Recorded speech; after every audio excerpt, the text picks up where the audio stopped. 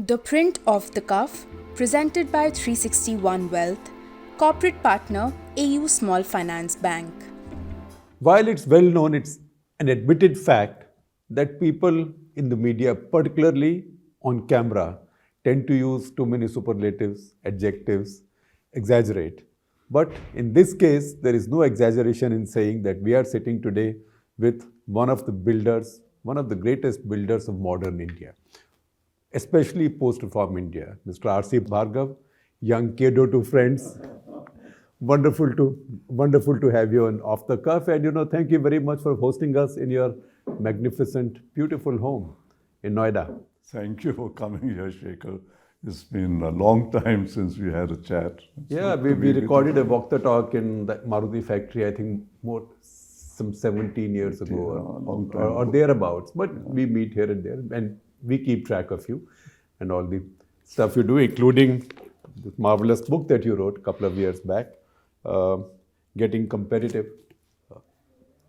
So it's not as if you're trying to stay out of limelight, or limelight follows. No, the intention of all this is not limelight. I said the limelight follows you. It's a hope that some people might read it and might make some change sometimes. Yeah. Well, a lot of people have, and they've talked about this. This was 2 years back. And sir, I have with me my colleague, Yuthika Bhargava, our associate editor for business and economy. And she's now with us, a veteran of exactly 72 hours. She joined us 3 days back from The Hindu. So since she knows something about automobiles also, so I thought I'll bring her along.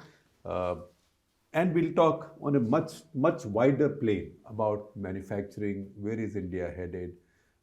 Why did we get so far left behind on manufacturing? So that's the first question. Why did we lose the manufacturing bus? Why did we miss the manufacturing bus? It's a very good question to ask, because Pandit Nehru, when we started development in 1950, very strongly emphasized the need for industrializing India, building manufacturing industry, because he said that is the route by which we can create jobs, create wealth, remove poverty and deprivation, and take India as a modern country. Many people after that have had the same ideas, but we have never translated those intentions. Sir रास्ता कहाँ भूले या कहाँ फंस गए? मेरा ख्याल यह है कि we partly got involved with some ideological things and then misinterpreted that ideology. Ideology by itself was not something which I object to. Socialist ideology. I don't object. I'm actually a bit of a socialist also. Right. But the way to get there is, I think, totally not understood by all those who were You are from Mr. Gopi Aroda's cadre, and from thereabouts in terms of vintage. Yes, we won 1 year apart.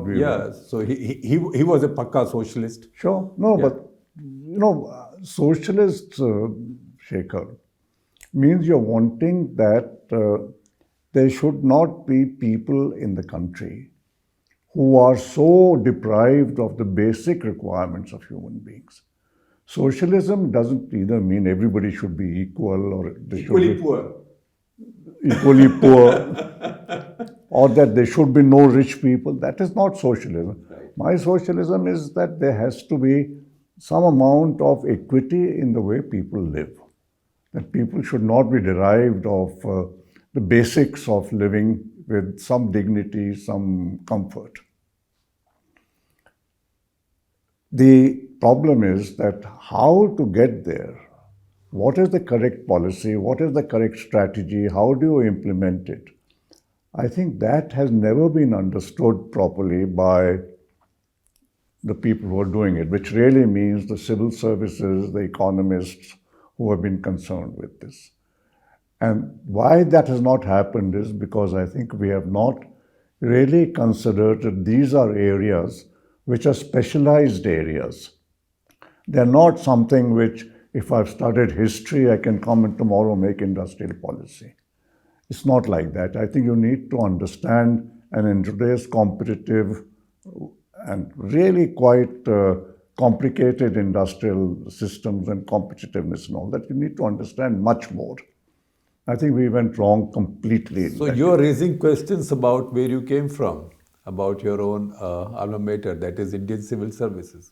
Most people today don't realize that you are actually an IAS officer, 1956 batch, no less. It's because I have been there that I know what is lacking. And what is lacking is that we don't think that we need to give the kind of specialized training and experience which will equip the IAS officer to handle different kinds of development jobs.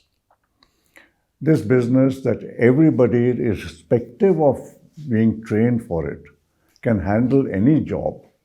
I'm not sure where this has come from, but it's somehow been part of our whole ethos all these 70 years, that once you get into the IAS, you don't need any further knowledge, you don't need any further training, or even if you do some training, it's taken more as a break from your normal duties and a little bit of a jaunt to go abroad for some course or something. But then you're never put into that line of work and given experience and understand that you have to grow and make your life in that career, in that line of activity. So competitiveness, since that's the expression you use so often, is no longer a part of the IAS mindset once you are in service. It never was. Until the UPSC. That's very competitive. There you have to compete in an exam. Right. But what is competitiveness for purposes of growth of industry has never been understood, and nobody has ever taught us. I've gone through all the IAS training courses. I've been abroad on a training course for a year. But this was never part of anybody's curriculum that somebody should be taught how to build a competitive industrial system. No. Yuthika? Sure, sir. So I'll start with some questions from our subscribers. A lot of them are very curious about EVs, so I will try to tell you who has asked what and club these. ये हमारी जुगलबंदी है. I ask faltu questions, she asks the real ones. No, I won't put it that way. But so a lot of subscribers like Akhil Agarwal, he wants to know where is the EV gap in India right now. It's basically an overall EV thing. When we have more subscribers asking on EV, Saurabh Bajaj, he wants to know when do you believe India will start on this journey? When Anuj Shah wants to know what happened, what needs to happen in order for electric vehicle adoption to take off in India? What are the timelines? Jairam Warrior wants to know, do we have the capability to manufacture components for electric vehicles in India? And given the air pollution being a major concern, Sharang Goyal asked, does EV and hydrogen solve a problem? So it's a very holistic. It is the flavor of the fortnight. I think one should be clear. Why are we talking of EVs? What is the objective? Clearly, there are 2 or 3 objectives. One is that we want to reduce the carbon footprint from transportation. Very clear. Number 2, we want to reduce dependence on import of oil from a few countries. And number 3, we want to improve the environment, which really gets down to the carbon footprint. So it's basically 2 main objectives. In India, electricity today is 75% generated by burning coal. So if we only talk of electric vehicles, we will keep burning more and more coal. And as you might have read, there is now a requirement of increasing the coal generation of electricity because we are running short of electricity. So when everybody talks, kids, do more in the way of EVs, what are we doing? We are burning coal somewhere. So we are not improving the carbon footprint at all. I mean, EV with 75% electricity, which is coal-fired, is not a clean vehicle at all. So we are not doing that. The second thing which you have to remember in EVs is that we are also dependent on imports. of lithium, cobalt, because that is what goes into the battery, which is the heart of the electric vehicle. They are all imported. We have no resources of either lithium or cobalt. So we will substitute import of oil by import of lithium and cobalt. The problem is that the reserve, or at least the known reserves of lithium, are very limited. 80% of them, or roughly that figure, is controlled by China. Absolutely. In various countries, mainly in Africa. In different parts of the world, Yeah. South America, South Africa, America, where. Africa. So what are you doing? You're trying to, you will, if you really go rapidly into EVs, you will have replaced the import of oil from various countries to import of lithium, essentially from China or China-controlled countries. Because of the growing rapid demand for lithium all over the world, the price of lithium has already shot up 2-3 times in the last year. So that also has to be kept in mind. So it's not as if a rapid move to... And now also nickel because of Russia. Yeah, well, nickel is not a major part Right. of the battery, but lithium and cobalt are. Other issues in India remain the electricity transmission and distribution system, the generation of electricity. Even there, the electricity boards, or at least several of them, are pretty much near bankruptcy. In fact, they are way beyond bankruptcy. They just have government as their owner. Yeah, exactly.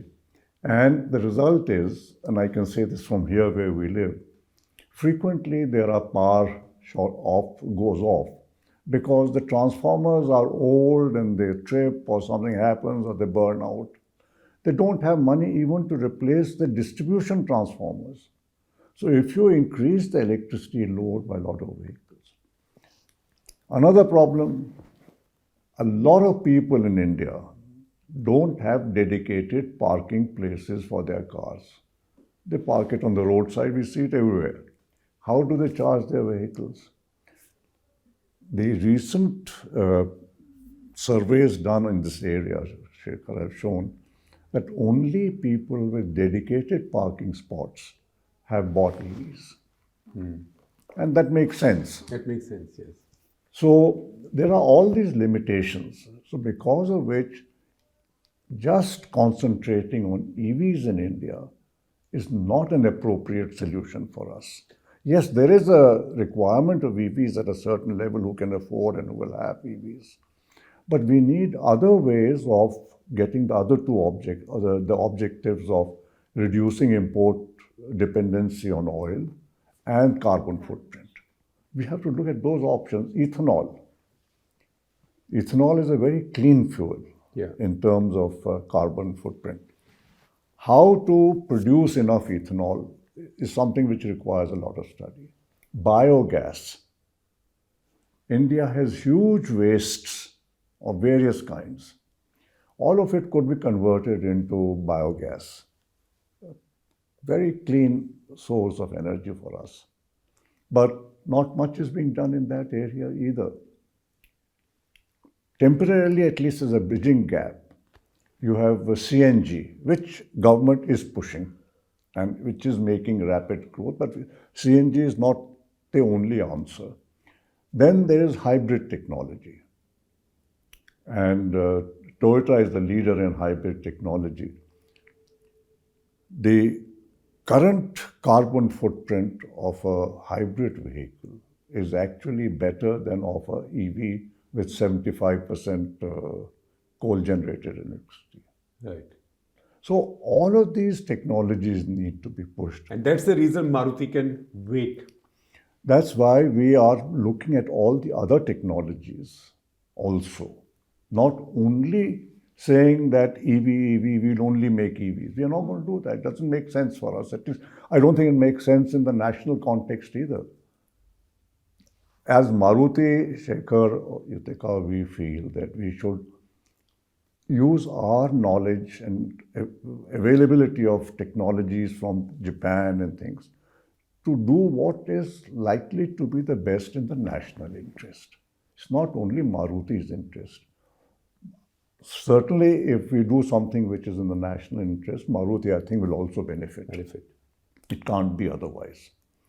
But we don't think that just pushing EVs is going to be the right answer for us. Yep. So I'll take you back to the track on which we started.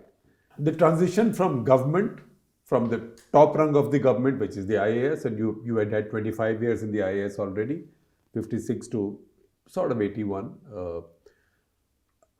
How difficult is the transition? And mentally, what is it that changes with you? Or what is it that you have to change? Actually, I didn't have to change much, Shekhar. The area which most people, when they talk about this transition, is losing the kind of status, if I might put it within, not that it's real status, but status of being in the IAS and the kind of, again, okay, respect is not a good word to use, but something akin to this.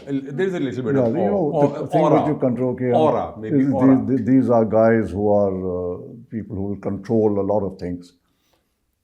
If you don't have that kind of a ego trip arising out of being in the IAS, nothing else is left.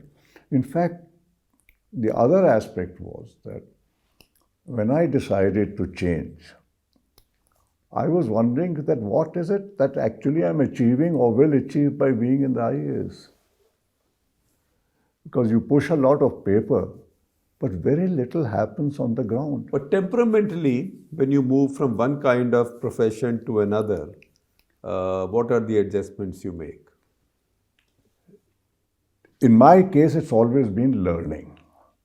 If I moved from doing planning for the state, which I was doing in UP, to becoming the Agricultural Production Commissioner in J&K, it was like moving from one profession to another profession, but the two had nothing to do with each other. Having done 5 years in Kashmir, I came to Delhi, and then I was posted in the Ministry of Energy. And so I was now dealing with electricity boards and power generation and transmission. I think some successor of yours, poor fellow, is still dealing with it. Is again a different kind of activity, completely different. It's what this does teach you is that if you want to do your job well, you have to learn quickly. How to learn, how to absorb information, how to process that information and use it to get some kind of good conclusions is one of the tasks which one has to do. When I changed to Maruti, it was just the same. The difference in Maruti was that I had good knowledge to learn from the Japanese, Mr. Suzuki. And who you regard as your mentor? Suzuki. I mean, what I've learned has largely come from him. Also, one difference was that whereas in government every 4 or 5 years you change a job, here I had an unbroken stint in which to keep learning and improving and learning and improving.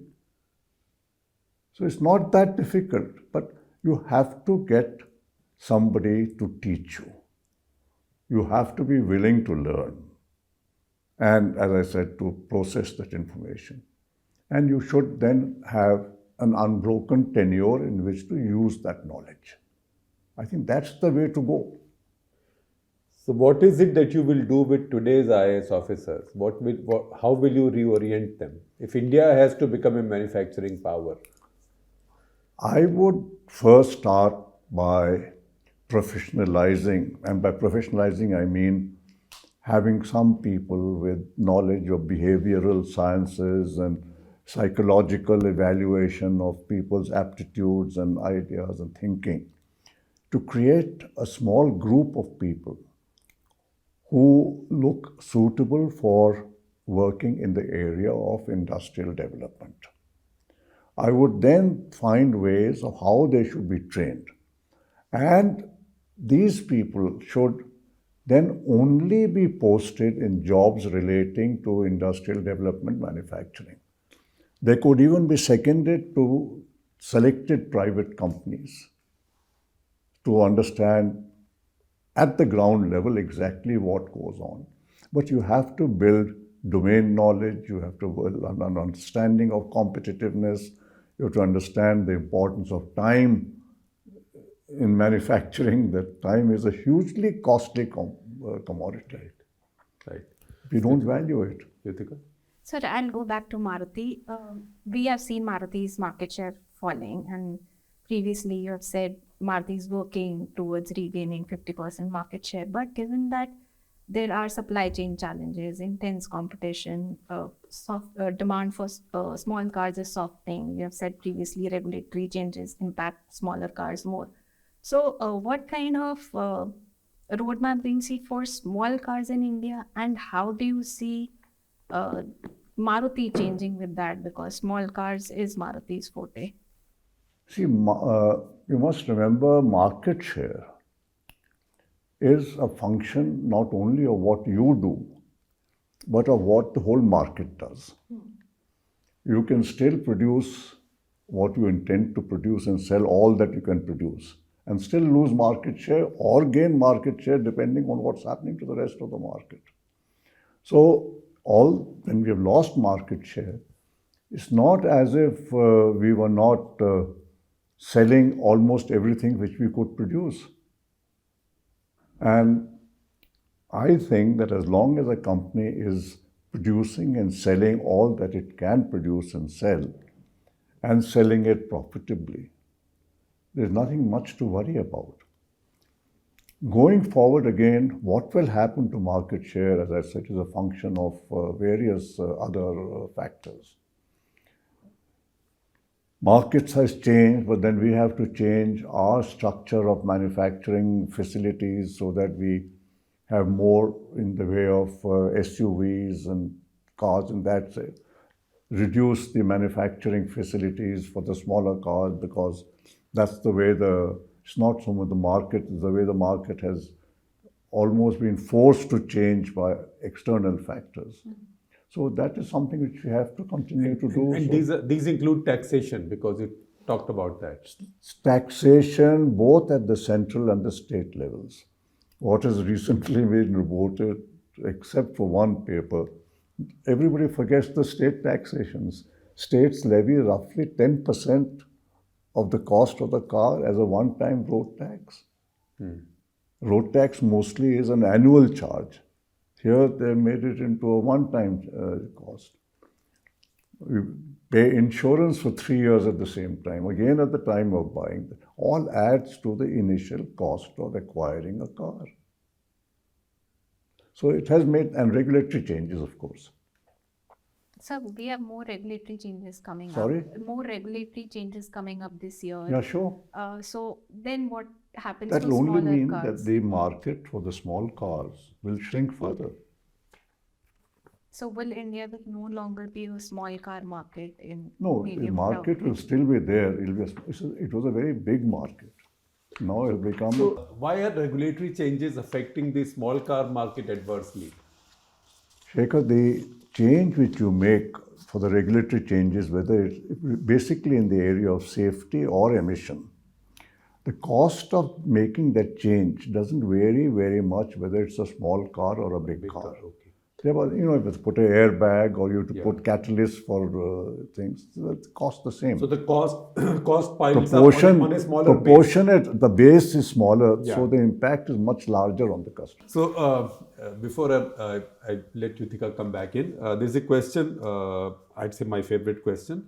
Shivjit Singh Raghav, he's a disability activist who says he's been writing to your office and other senior management officials of Maruti to come up with a model for persons with disabilities who wish to rather need to travel sitting on their wheelchair or arrange for modifications in one of the existing models of taxis for public transport. Can we expect some development in that area? You know, in the earlier years when we started, we had some cars which were fitted for use by people with various disabilities.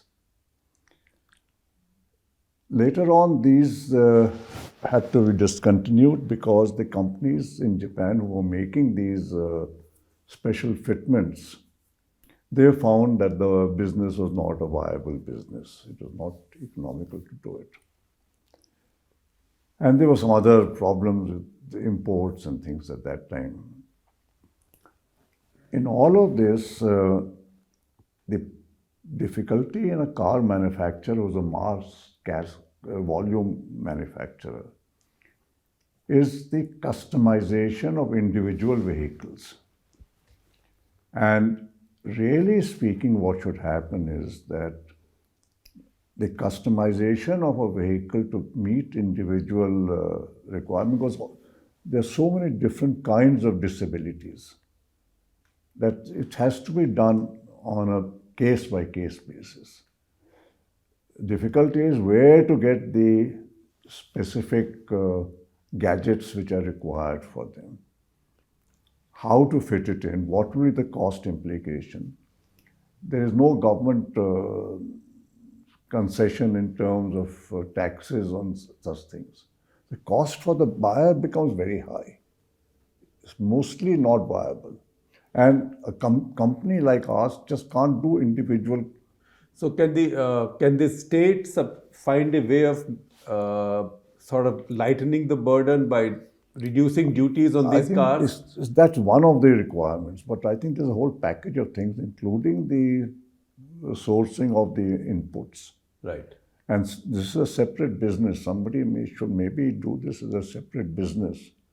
And if the whole thing can then become economical for him, then it can become a proper business. They do it abroad. Right. It is available, cars for various. We don't have this for a lot of disabilities in India. There's no facilities. And it's because of, basically because of the non-availability of the inputs for doing it and the economics of it. And you also talked about taxes on automobiles being very high. And highest in the world? No, easily. Easily. You have the ear of the government. Do they ever listen? I wish. Do they ever listen?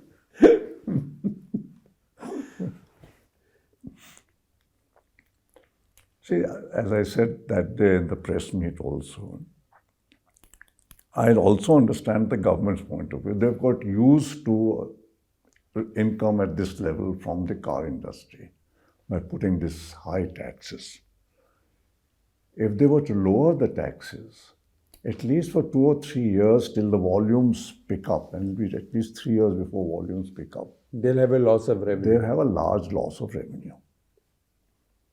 How to deal with that? But this will create jobs. Over a period of time, not immediately. Yeah. But the job creation still doesn't solve the problem of the fiscal deficit. Immediate one. But so, manufacturing in India, now there is a lot of emphasis. Do you think, we talked about how India missed the bus on manufacturing, but do you think India can now catch up? Is it possible? Or should India focus on services and areas which are India's areas of strength? Services will never enable us to provide jobs for even, I would say, 30% of the people we want if manufacturing doesn't grow. If you look at the service sector jobs, Shekhar, the bulk of them arise as a consequence of manufacturing. There are very few jobs which are independent of manufacturing or agriculture. I should include both. Either agriculture commodities or manufactured commodities lead to almost maybe 80-90% of the jobs which are created in the service sector. We are not a country which can live like some smaller countries on becoming a financial hub. It's too many people here, and a different kind of people. So that has to be manufacturing. So manufacturing, what is the, does anything give you the hope that we will not again miss the bus? See, at this stage, there are two aspects of manufacturing. Manufacturing competitiveness requires both the government to do a certain amount of things, which we have talked about specifically, also training the civil servants to do the right kind of things in making manufacturing competitive. But the entrepreneur also has to do a lot of things. In fact, the role of the entrepreneur in making competitive manufacturing is much larger than the role of government is. Now, we have followed a system of manufacturing based on the Western learnings, US, UK, largely. That part of the world is no longer manufacturing-wise competitive at all. The manufacturing industry has virtually died out. We are still following the same model. Now, what happens in this model? In any manufacturing company, let's say between 60 and 70% of the employees are blue-collar workers. Right. But the task of increasing competitiveness, improving quality, reducing costs, reducing waste, finding other improvements, is all left to this 30-40% of the executives. The remaining 60-70% of blue-collar workers are not involved in making any improvements. In fact, in a lot of cases, they work in the opposite direction because their problems and their agitation and whatever they have, the management time also goes into dealing with that. Japan and some other countries, including Maruti, have shown that it is possible that all 100% people in a company can jointly work to improve manufacturing. It requires a change in attitude, mindset, and in the management culture of the entrepreneurs. We have to move from the Western management system to the Eastern management system. It's much more suited to what also we were talking about in terms of bringing in more equitable economic development. So what is the Western manufacturing system? What is the Eastern manufacturing system? The Western manufacturing system essentially treats labor as people who have to be dealt with, that they're not part of the company in terms of management, improvement, making suggestions and all that. They're always adversarial. The Eastern manufacturing company or the Japanese manufacturing culture has no such distinction. Everybody, so they have come to the conclusion, rightly, if you think, how does a company ensure security of employment for its workers? Only if the company remains competitive and profitable. How does the company ensure better conditions of life for employees as time goes past? Only if the company remains competitive and keeps generating enough resources to meet all its needs, including those of the labor. Now, it is surely easy to understand, if I was a worker, that my future therefore really depends on the ability of the company to remain competitive and to keep generating resources. The attitude of the management must be that if the company remains competitive and generates resources, and this is being done because the workers are cooperating in making this happen, then part of this gain which I'm getting must also be shared with the workers. Right. Which is exactly what the Japanese do and what we have done. With the result that today I get 6-7 lakh suggestions implemented every year coming from workers. We save maybe 300 or more crores of rupees from these suggestions alone. There's complete discipline in the factory. Productivity is higher than in any manufacturing company that you can think of. Why don't our entrepreneurs do this? Entrepreneurs want to get rich. But Good point. how do you get rich? One way is by taking money from the company, legally or illegally. There are both ways of doing it. And using that to build your personal assets, houses, aircraft, yachts, whatever. The other is to let the share value go up. So everybody benefits. No, you benefit more. Yes. What I'm trying to say is that a 1 rupee increase in the earnings per share leads to a 20-25 times increase in the value of your share, because there's a multiple. Whereas if you take that rupee out, it remains a rupee. It doesn't multiply. So actually, if you look at it and think a little bit long term, wealth creation will be much greater, but you will not have this ability to show to your peers that I own mansions in south of France and Switzerland and here, and I spent 200 crores on the wedding and all that kind of stuff. That you have to give up. Yeah. Manufacturing. There is a lot of, it's a much talked about thing. The government is also pushing it. How enthused are you that India is now poised to crack this? Or do you still think that there is an underestimation of the challenges? I think on the political side, there's a very distinct change. And we have a government and a prime minister who are absolutely convinced of the need to industrialize and improve manufacturing. A lot of changes and improvements and things have happened in these last 8.5 years, all designed to make it easier to do business, to be more competitive.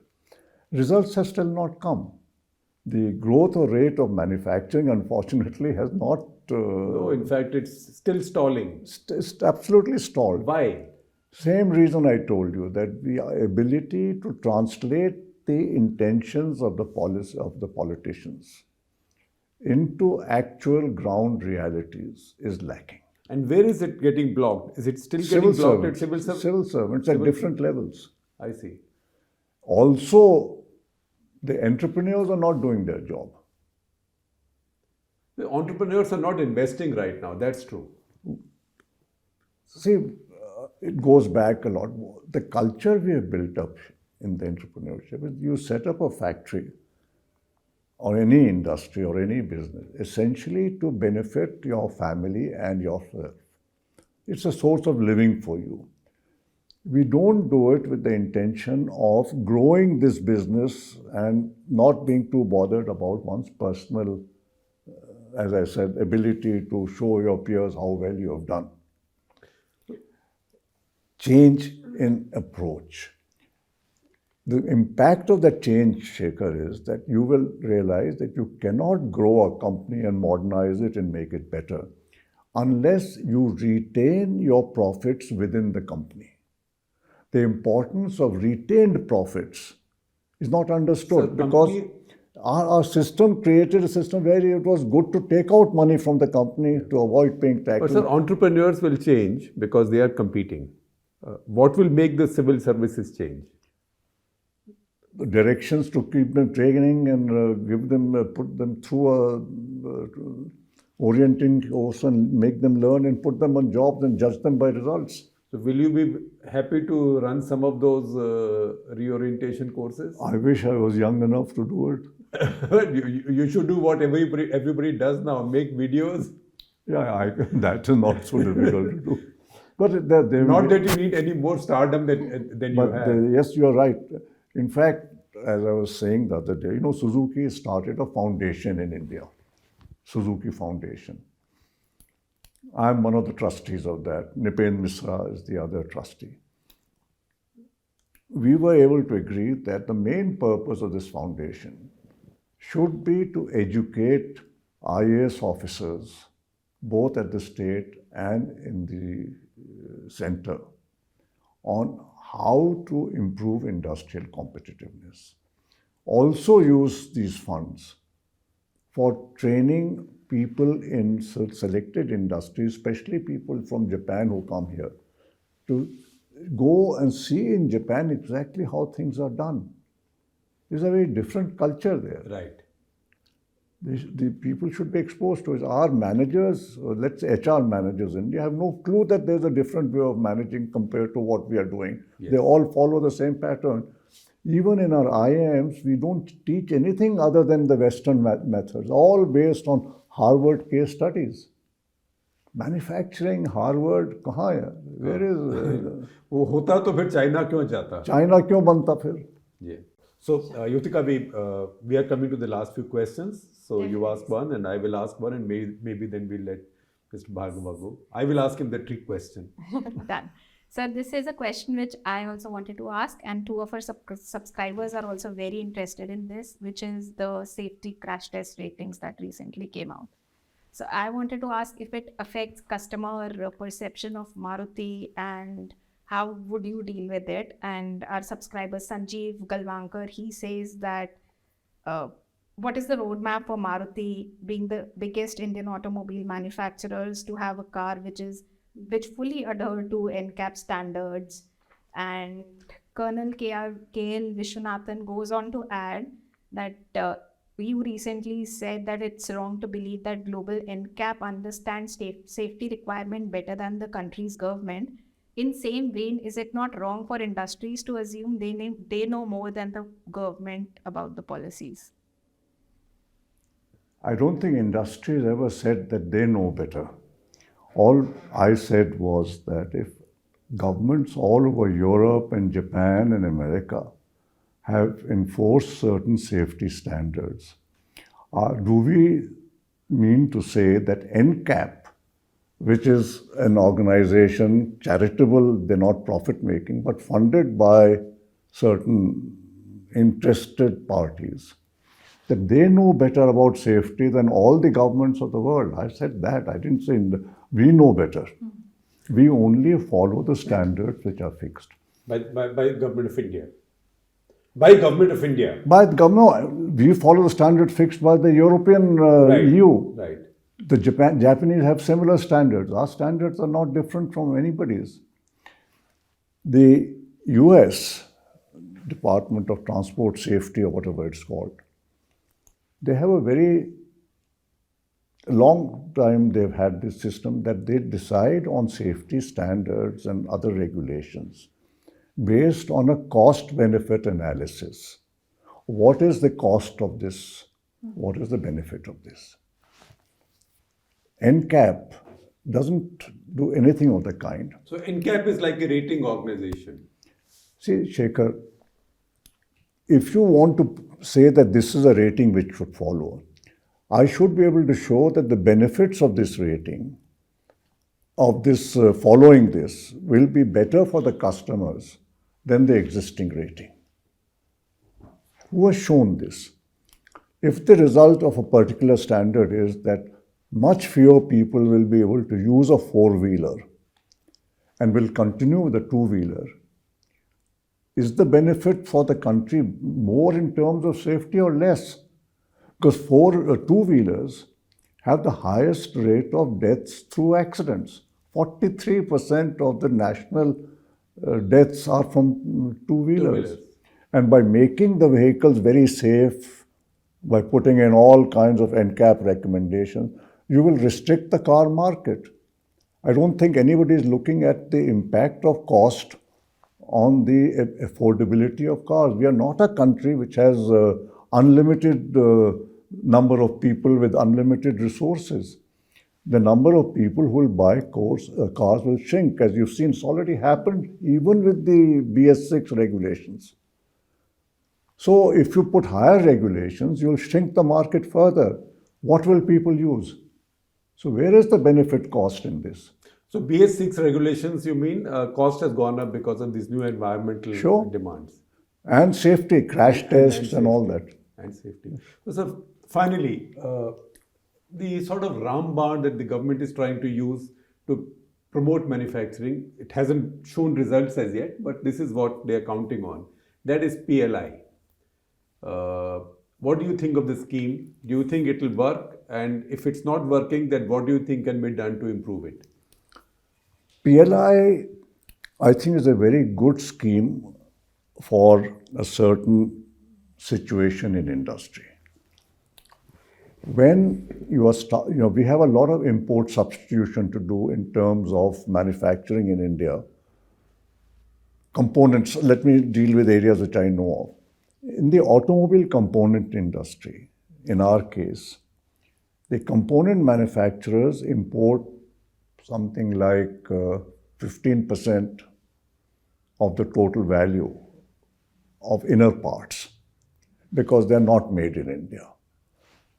Similarly, various other things are not made in India, special steels, electronic components, and all of those.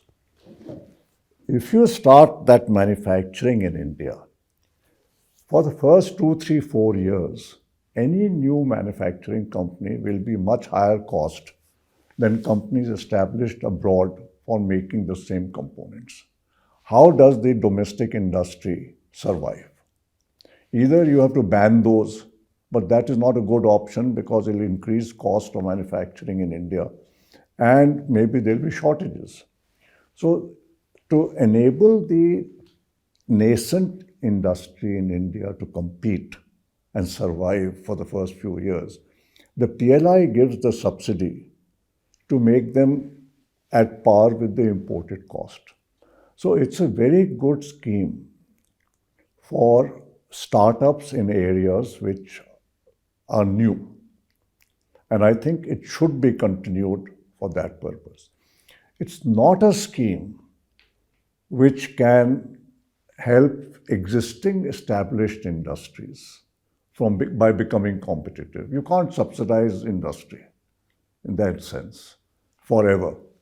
You have to do what is needed to improve competitiveness. And again, we go back to what we discussed, government's role, entrepreneurs' role. Entrepreneurs have to change.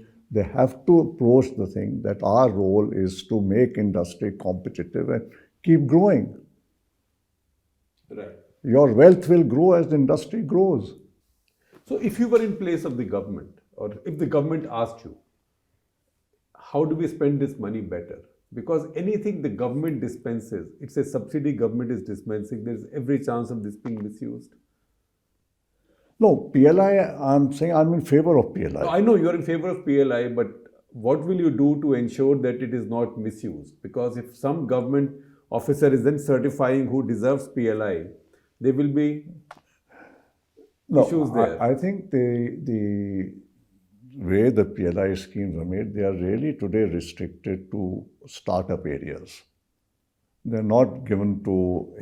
Yes, but anybody can play the game. No, but you have to assume that there is a certain degree of, what should I say, wisdom in the government in these Sir, things. it's the same beast. It's the same.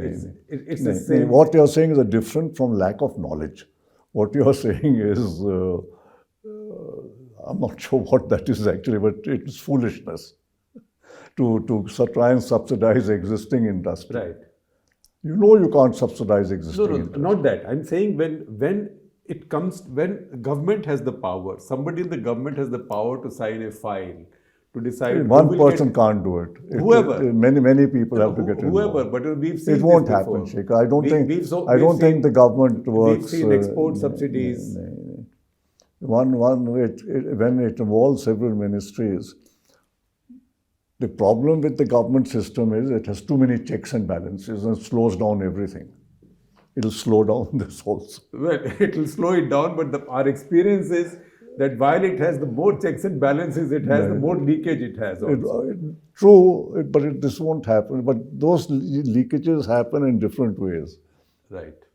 Anyway, whichever way we The can bureaucrats are very smart people. Right.